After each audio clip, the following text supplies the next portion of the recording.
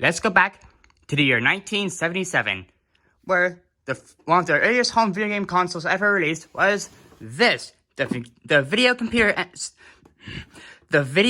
system. Just kidding, it's the Atari 2600.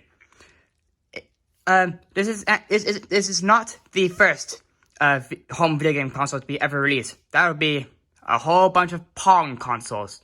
Consoles that could only play one single game. Pong.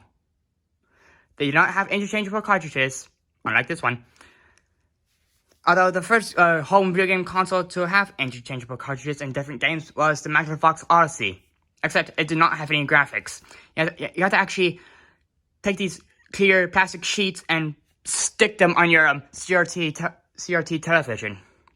You know, the ones where the screen isn't flat, it's like slightly curved. There's all box, the TV's all like a big wooden box, and it always got static. You had to like hit it several times. Anyway, getting off topic. This is actually my dad's old Atari. Let's take a closer look at it. It's got that nice classic wood finish. Looks like a spaceship. Might need a bit cleaning. Oh well. Let's see. Power. On and off. TV type. Color. That might be a color. Black and white. Actually, that might be a black and white. We got the cartridge ports. Game select, which is actually, unlike these ones, which they're actually like proper switches. Off. These ones, you push down and it's bring back up. So that, it basically has to, with this game, if you want to like, reset a game or stuff, you cannot do it on the controller. In fact, I'll be getting to the controllers shortly. You actually have to have the console close to you. Which is why this ridiculous lead, is really long. In fact, it's like permanently wired in. Set game, and reset game. Anything interesting on the bottom? No, just some stuff. That's got a serial number. And the, it's patent pending. How'd that patent go guys? Did they send you back to there before you went bust? Let's go at the back then. We got, hang on. Channel 2 and 3, yes, yeah. Instead of, before HDMI and RCA. Is that what it's called? RCA? I think so. You actually have to change the channel to find the proper output for the game. We got right controller, which is actually the old oh gosh, Dusty. That made it better. Are you ready? Nope. It's got the the classic 9-pin plugged in. But difficulty A and B. This is the power. Now you know how big power plugs are for a console. They're usually pretty big. Not for the Atari though. Remember, this was back in 1977. Yes, it's that small. Right. Difficulty A and B for the left controller, which is again. Oh, that was not 30, so I have to blow in that one. And that's basically it. There's nothing on the sides. Let's see. Doesn't look like there's actually any fans or cooling was required back then because the games were so simple. In fact, the games were imagine a square hitting another square towards another square. There, that's an Atari game. Yes. This plug-in actually plugs in. It's supposed to plug into a box that you then screw onto the back of your CRT television. But unfortunately, my dad lost that box. He had it earlier. He just has no idea where it went. Just like my Nintendo DSi XL. I still wish I knew where that was. Somewhere at my grandma's house. Anyway, we're trying to see the controller. And I must warn you, this is not the official Atari 2600 controller. This is actually from a third-party controller from a company called Gemstick, I think. That might just be the name of the controller. I don't know. I don't know what the company's name is. As you can see, it has one single button. One single button. It's just one button. It does everything. Now, back then, there's no such thing as analog. Meaning, no matter how far you move the stick, The man on the screen is never going to move any faster. Seriously. And, in case you're wondering, this uses contacts. As you can see, it's very quiet. It pushes down a piece of metal, touches another piece of metal, and it creates a circuit. Although it's not very reliable. Although, for the best video game controllers back then used micro switches, which is actually where a little nub pushes a bunch of buttons, and it goes click. So, oh yeah, now I'm to pin plug. You'd plug this into the back of your Atari. There you go. Oh, it's gone loose. Whoop, I wasn't filming that. Oh well. Let's look at some games for it, shall we? How about everyone's favorite Moldy Tennis? Conceived and designed by animator for enjoyment on your Atari video computer system. It's got full speed, slow motion, 2 players, game 3 or whatever. Yes, you got tennis.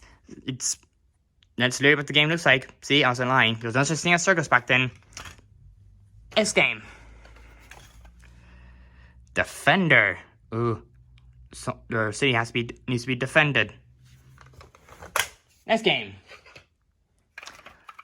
Carnival by Sega.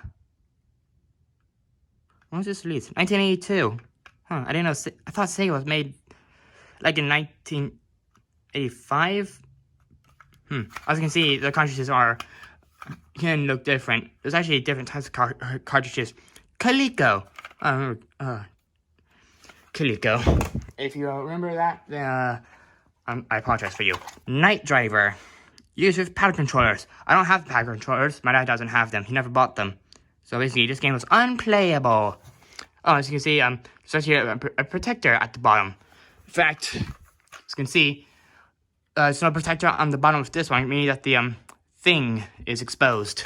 Thing. And this is a really weird shaped cartridge. This one's called Astrobast. It's what does that say? Network. M-Network. Yeah, I don't know why it's showing that, but it's interesting. We got Video Game Olympics. Again, power controls, meaning that you can replay it. Star Wars, The Empire Strikes Back. I like to call it Bird vs. Camel. Everyone's favorite. Skiing by Activision. Yes, they're this old. Let's see where it was made. 1980. Wow. 40 years old. Well, over 40 years old. Jedi Arena. Again, same shape as Empire Strikes Back. Centipede, the classic. In fact, this is normally what a newer-ish Atari 2600 cartridge looks like. Diamonds. Raiders of the Lost Ark. Actually, to be accurate with this actually had can you say Rexico Fabritorius? This actually required you to use 2 of the controllers because one controller this had an inventory that you actually had to use a second controller to select items for, which is kind of irritating. Donkey Kong! Dragster, which is pretty interesting. This game came with like every Atari console apparently. Combat uses joystick controllers. Got Tank Pong, Invisible Tank, Biplane, and Jet Fighter. Here we got Backgammon. Here we got a very spooky, haunted house. Look, we got eyes. It looks like it should be that way. Oh well. We got bats, a spider, a spooter. Over here we got everyone's favorite, Pokemon. And lastly, but not least, everyone's favorite. Oh, it's just ET. Never mind. Not that bad. Let's plug it in. Yes. the cartridges, you plug them in like this, upside down.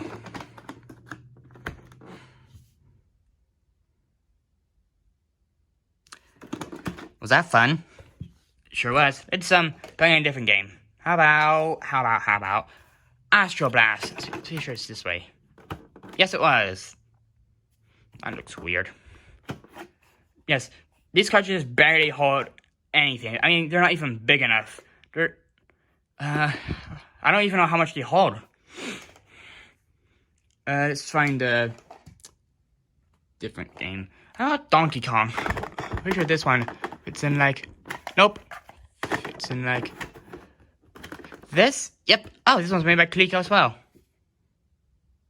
But it's Donkey Kong's Nintendo, right? Hang on. Yep, Nintendo. Okay, this one actually has this little notch inside, so it's more easier to pull off the cartridge. Although I didn't use that little indent in there because reasons.